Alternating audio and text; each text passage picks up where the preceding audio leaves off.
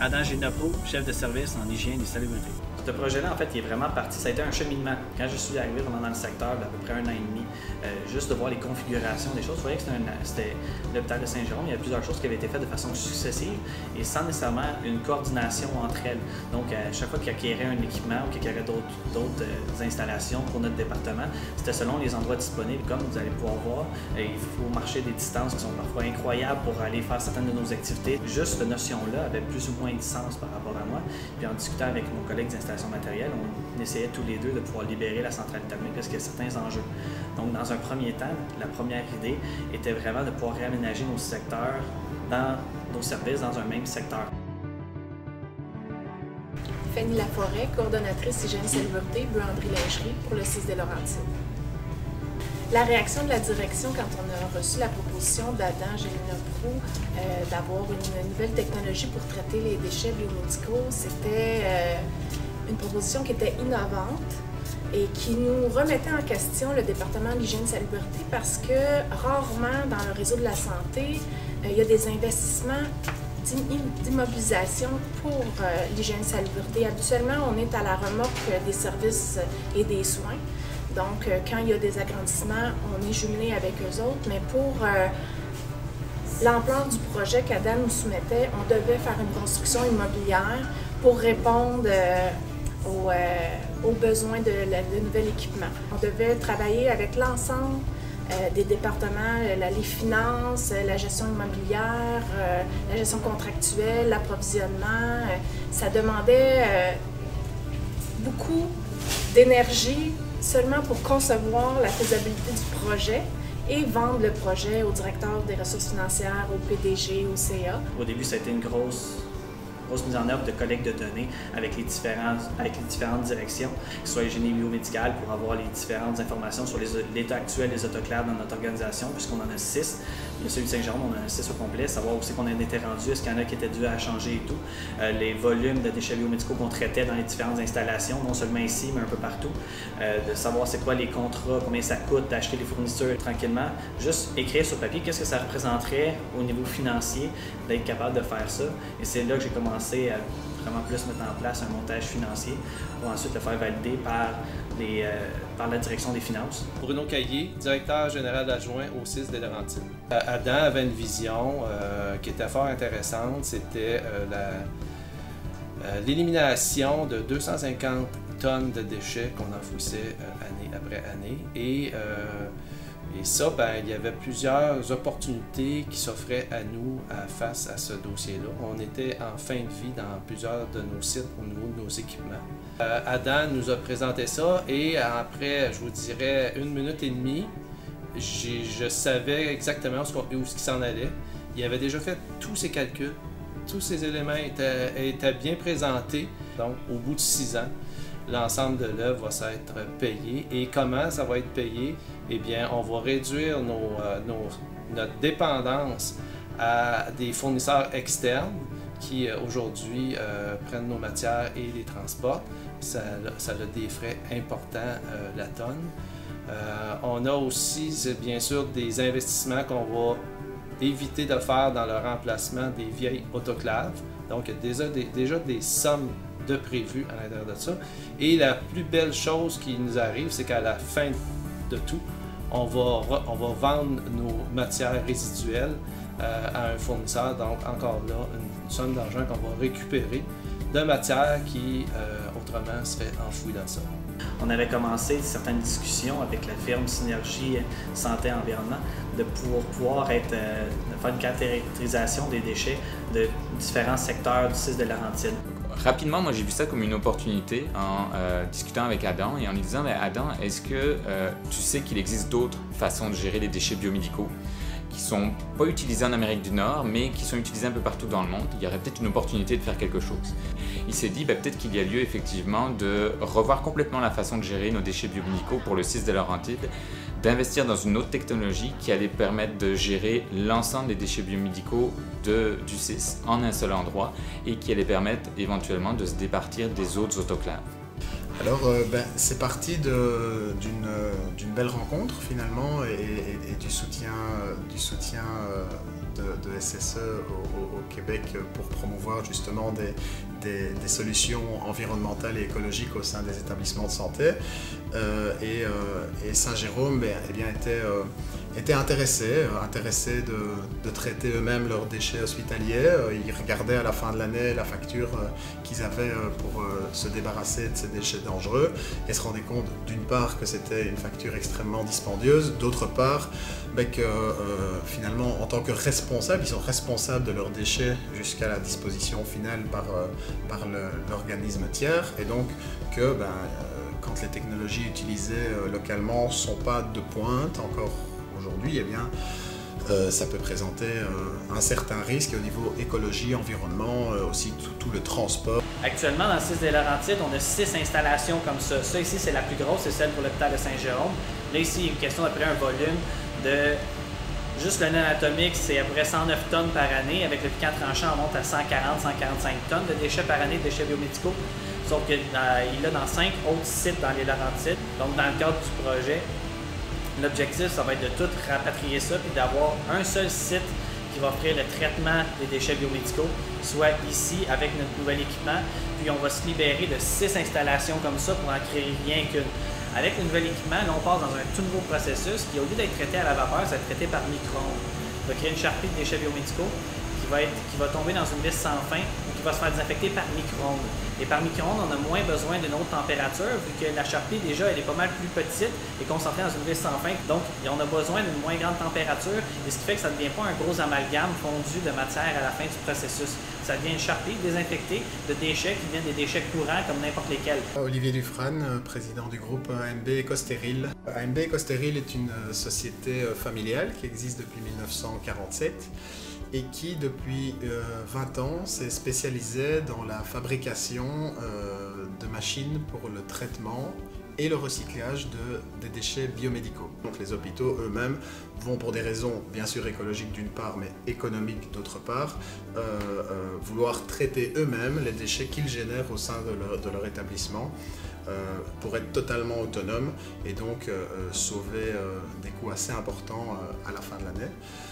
Donc en fait la technologie écostérile, comme je l'ai dit sur base des recherches qui ont été faites, est une technologie qui va utiliser les micro-ondes pour chauffer le déchet et donc permettre une décontamination, on va parler de désinfection du déchet et donc le rendre inerte. Donc qu'est-ce qu'on fait? On fait d'un déchet dangereux, volumineux, un déchet réduit de volume de 80%, donc broyé et totalement inerte, donc il va être assimilable à un déchet ménager et qui va pouvoir suivre la filière des déchets ménagers classiques. Donc en fait, à l'inverse de l'incinération qui brûle, à l'inverse des autoclaves qui utilisent, comme je l'ai dit, beaucoup d'eau, de vapeur d'eau pour traiter les déchets, qui doivent traiter l'eau après, qui utilisent beaucoup de gaz et d'électricité, la technologie écostérile ne va utiliser que de l'électricité. Donc dans ce cas-ci, les machines sont directement connectées sur le réseau électrique pour fonctionner et n'ont besoin que d'électricité. Donc pas d'eau, pas de rejet. C'est un système fermé qui en fait va fonctionner en continu. Donc on se différencie des batchs où il faut charger, attendre un cycle et puis après décharger, qui implique beaucoup de manipulation, et donc la manipulation d'un déchet dangereux, c'est quelque chose qu'on souhaite éviter. Donc on est sur un système continu avec un chargement continu de déchets dans nos machines, où le déchet va être premièrement broyé avec un broyeur très puissant 4 axes, qui aura pour objectif de réduire le volume dans un premier temps. C'est un système fermé, je le rappelle, donc de réduire le volume de 80% pour en faire un déchet inférieur à 20 à 30 mm. Donc c'est un déchet comme ceci qui va donc, vous pouvez voir ici, totalement broyé et méconnaissable. Rapidement, ça fonctionne comme un micro-ondes à la maison où les déchets vont monter en température rapidement et après être maintenus durant 1 heure par des résistances électriques pour assurer une désinfection complète du déchet et rendre le déchet complètement inerte et donc assimilable à un déchet ménager à la sortie, totalement inoffensif, pouvant suivre la filière des déchets classiques.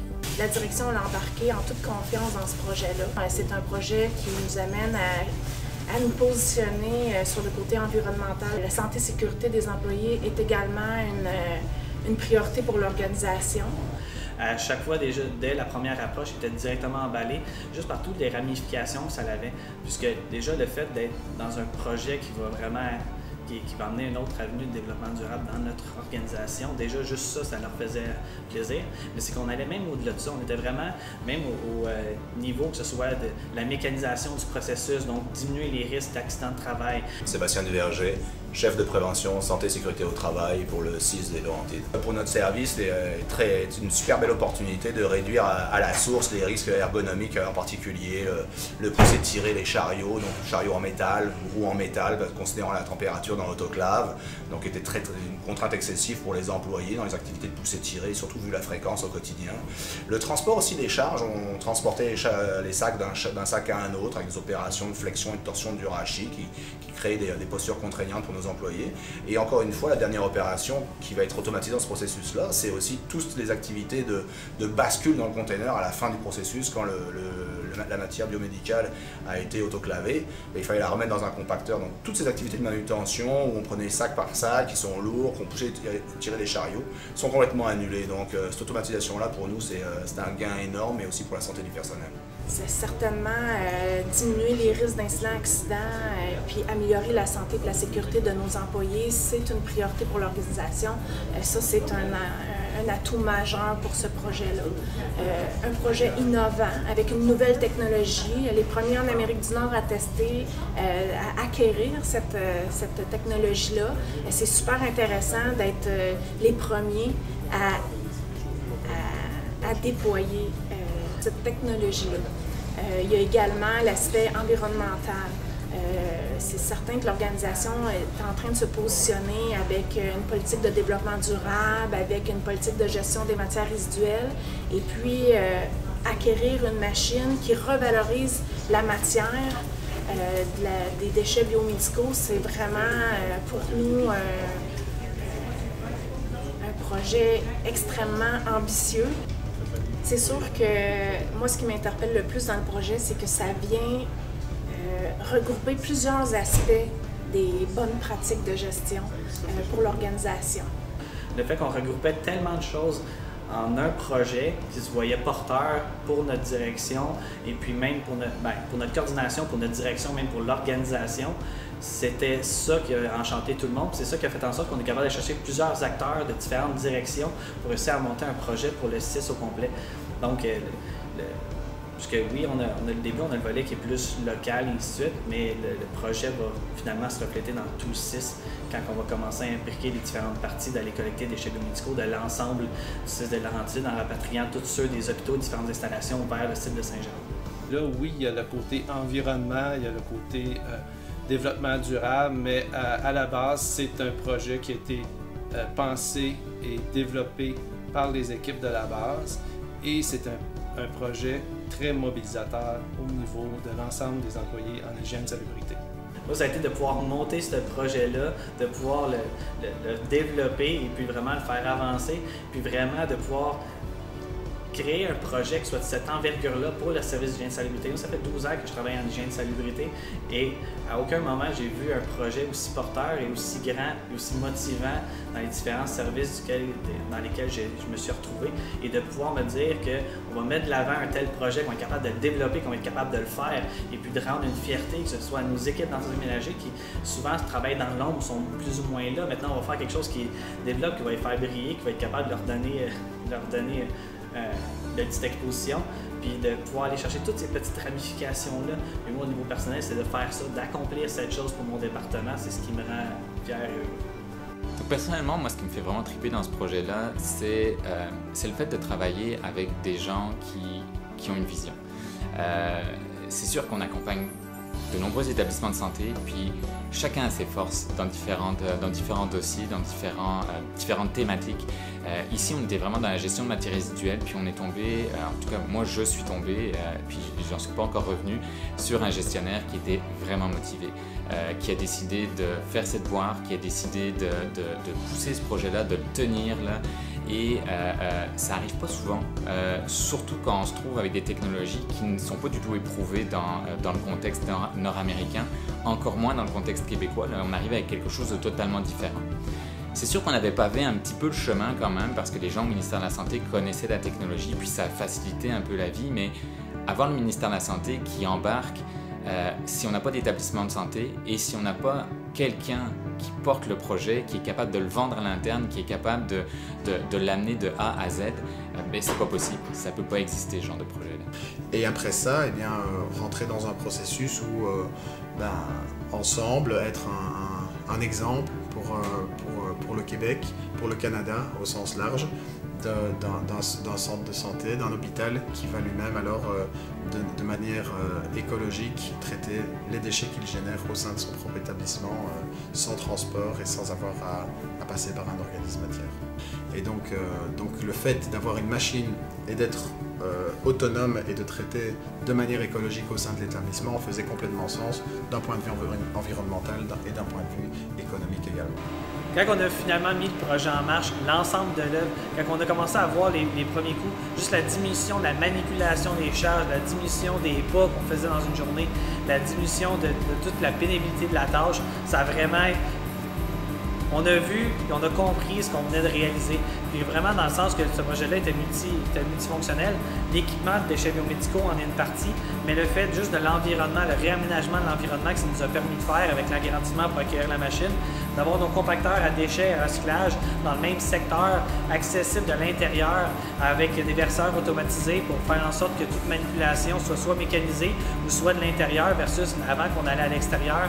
On a vraiment vu une différence vraiment phénoménale.